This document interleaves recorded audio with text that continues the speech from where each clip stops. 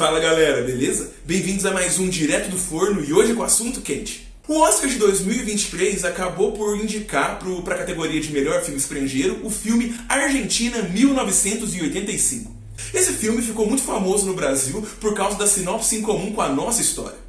O filme acompanha a história dos dois procuradores gerais da Argentina que têm como missão acusar os ex-governantes militares que estiveram ali durante a ditadura. Mas não só os presidentes, também temos vários chefes das Forças Armadas que acabaram indo à acusação de crimes contra a humanidade, excessos e repressão, além da censura durante a ditadura militar argentina.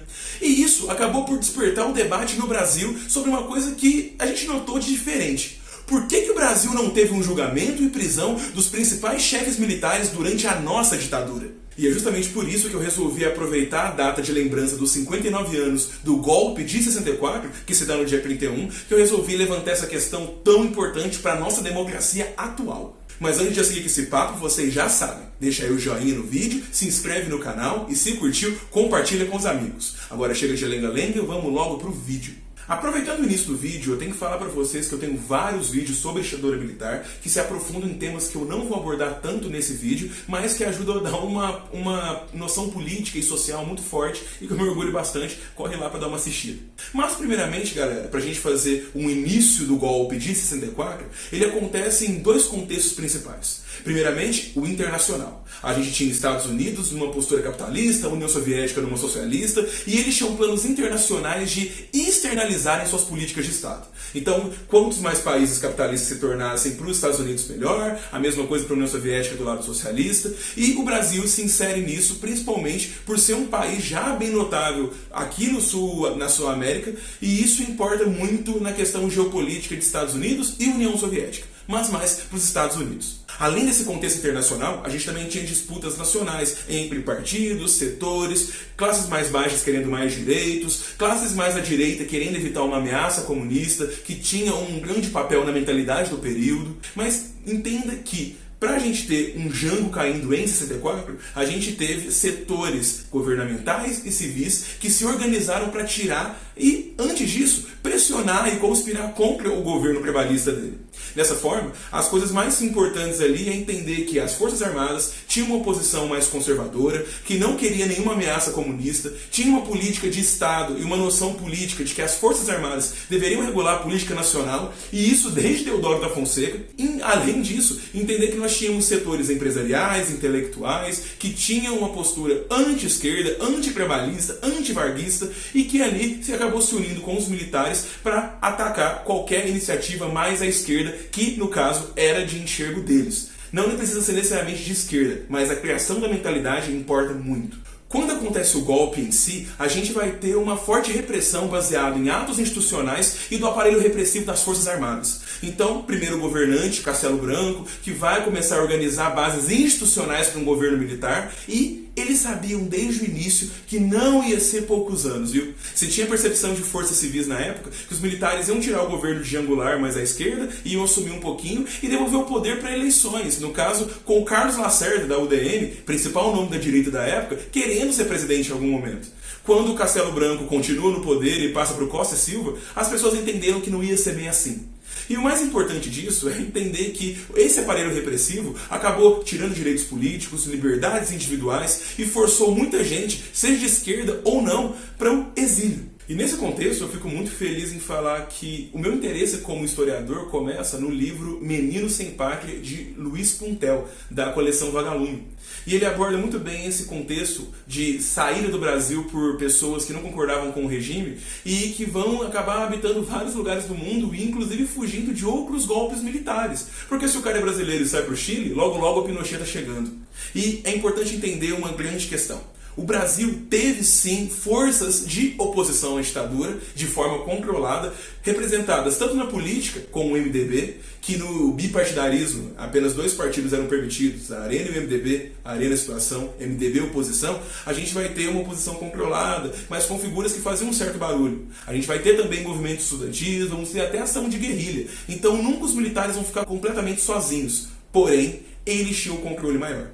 E eu falo justamente isso para entender que, após a chegada dos militares com Castelo e a passada de poder por Costa e Silva e a institucionalização do golpe, a gente tem que entender que já existiam planos de devolver o poder para os civis. Quem fala isso é o Francisco Carlos Teixeira da Silva, que é um historiador do período, e ele fala que, desde o começo, com a participação do Golberito Couto e Silva, que é um dos maiores ideólogos da ditadura, já existia uma negociação, principalmente nas alas mais moderadas, que no caso eram mais consensuais, de que o Brasil deveria ficar por intervenção militar por um tempo, restringindo inclusive direitos para se atacar as forças comunistas, que para eles podia ser muita gente, e principalmente depois você iria devolver o poder para os civis. Mas entenda que eles não vão falar em nenhum momento a palavra redemocratização.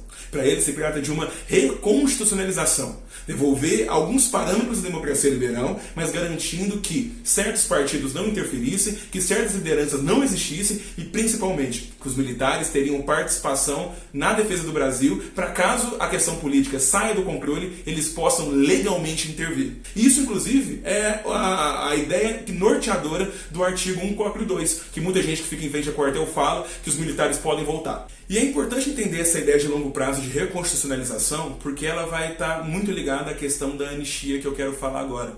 Porque com a passagem dos governos, Médici, Geisel, que já prometia esse último a questão de uma abertura política lenta, gradual e segura, a gente tem a questão ideológica das Forças Armadas entendendo que a gente vai devolver, mas vai obedecer às nossas regras. De fato, o projeto original não acontece como os militares queriam, porque a arena política é muito mais vasta.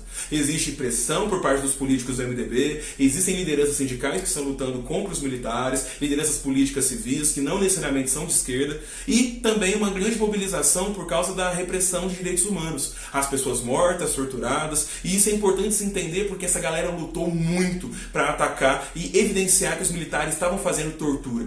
Isso é importante porque eles negavam. Existe uma importância muito grande na cabeça dos militares de eles não quererem ser igual o Estado Novo de Vargas. Então, não é à toa que a gente ainda tem partidos políticos, eleições em alguns graus, é justamente porque eles queriam dar uma aparência de legalidade. E eu tenho um vídeo falando justamente sobre isso. Com a morte do Vladimir Herzog em 76, isso ficou muito mais evidenciado, a ponto de os militares entenderem que precisariam dar uma certa afrouxada e devolver paliativamente alguns direitos para os brasileiros. O entendimento, que é muito citado também pelo cientista político Adriano Codato, da questão da força social é importante porque ela acelera o processo de devolução dos direitos políticos pelos militares. Então, ações como o movimento feminino pela anistia, que é muito forte, colocou várias mulheres nas ruas contra os militares. A gente vai ter a pressão dos órgãos de imprensa, das ordens dos advogados, e isso, além, vai conviver com greves de fome nas prisões onde haviam prisioneiros políticos. O pessoal ficava mais de 30 dias sem comer para chamar a atenção que eles estavam sendo prisioneiros ou torturados sem o devido processo legal, algo garantido pelo AI-5, que estava em vigor no Brasil desde 68. E também é importante entender que vários setores militares lutavam contra essa anistia porque queriam, na verdade, o maior controle dos militares para impedir qualquer tipo de força esquerdista. Mas o importante é entender que a anistia, por ser uma negociação política e evidenciar a força dos militares ainda controlando as bases mais básicas da política durante a ditadura, a gente vai ter uma abrandação do que deveria ser essa anistia. No sentido que, beleza, teremos anistia para os prisioneiros políticos, para os exilados políticos, vão poder voltar para o Brasil, porém, os militares também vão ser contemplados com essa anistia. Então todo mundo que foi acusado de fazer certa repressão iria ser perdoado. E isso vai ser um dos elementos mais fortes de resistência das Forças Armadas, que não pode se condenar nenhum militar. Afinal de contas, a própria liberdade dos prisioneiros políticos estava condicionada ao perdão dos militares. É isso que ficou muito definido pela definição da lei da anistia, que é votada em 78, vai ser consolidada no governo Figueiredo em 79, a lei 6.683, e ela define muito bem que se é ampla, geral e irrestrita. Então esse é o maior legado que a gente vai ter. Então, entender esse plano dos militares, entender que eles tinham um processo nas mãos o tempo inteiro, por mais que as forças sociais tivessem certo papel e influência nas tomadas de decisões dos militares, a gente vai ter uma eleição de 85, por exemplo, controlada por eles. E aí a gente vai ter justamente o entendimento que a gente tem forças sociais que lutaram, a gente teve uma galera que resistiu muito, mas os militares ainda tinham uma força institucional muito maior em relação aos outros países que tiveram ditadura também. A gente não conseguiu fazer esse planejamento, até porque o pacto da devolução dos direitos políticos veio dos próprios militares, que condicionavam muitas forças civis. Tinha que sentar com os militares para a gente ter uma devolução. Nunca teve uma retirada. A grande questão foi uma forte devolução. Embora teve força social impactando, mas entender isso, entende porque os militares ainda são uma força institucionalmente muito forte no Brasil. E mais do que isso, entende porque muitos deles não foram culpabilizados. Embora a gente depois teve a Comissão da Verdade, o ataque a certos militares que ainda dava, mas também um ataque à memória deles, que deveriam ser vistos e começaram a ser vistos como torturadores que foram, para quem foi acusado no caso, mas entender que uma culpa com prisão, infelizmente, por causa da lei da anistia e das condições políticas, o Brasil não possui. Mas não quer dizer que não possa ter algum dia.